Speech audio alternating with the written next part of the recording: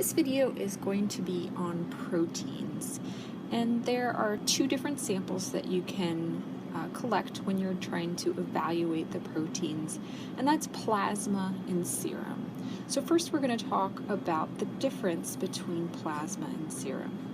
Plasma is the non-cellular component of blood before a clot is formed. So you have a tube that has some sort of anticoagulant in it, usually heparin or EDTA, and you draw your sample into that tube and you prevent the clot from forming. So really the plasma proteins that we're talking about is albumin, globulins, and proteins that are involved in coagulation.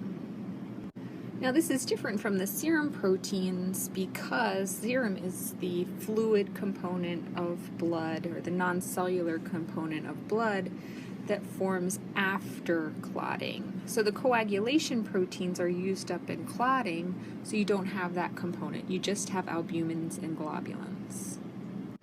Because the serum proteins does not contain the coagulation proteins, the serum proteins tend to be about 1 unit lower than the plasma protein. So usually they're about 1 gram per deciliter lower than the plasma protein.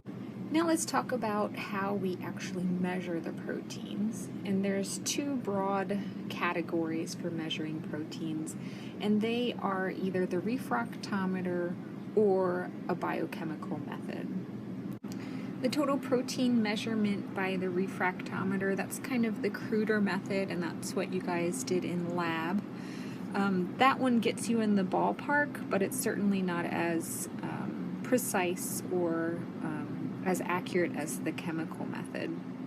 The chemical method is produced by a chemistry analyzer, and it generally is more accurate than the refractometer. The main interferent that can cause a false increase in the plasma protein by refractometer is lipemia. Now you already learned about the coagulation proteins in previous lectures, so the next couple of slides are going to be specifically on albumin and globulins. Albumin is produced by the liver, and then it enters blood where it circulates as a small protein for about 2 weeks, and then eventually it's cleared from the tissue or from the blood by metabolically active tissues. But within the blood, it has some pretty important functions. First of all, it's a carrier protein.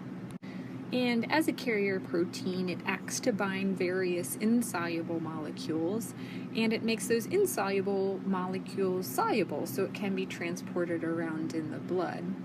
So some of the things that it transports includes unconjugated bilirubin, thyroid hormone, fatty acids, and lots of different drugs.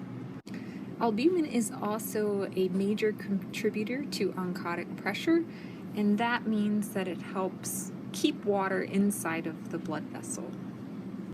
And finally, albumin is a negative acute phase protein, so that means that its production is decreased during times of inflammation.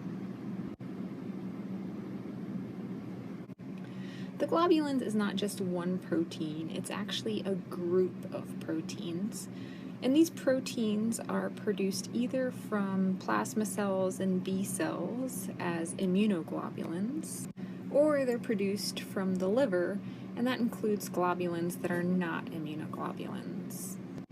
The immunoglobulins are also known as delayed phase proteins, and that means that they are increased during times of chronic inflammation.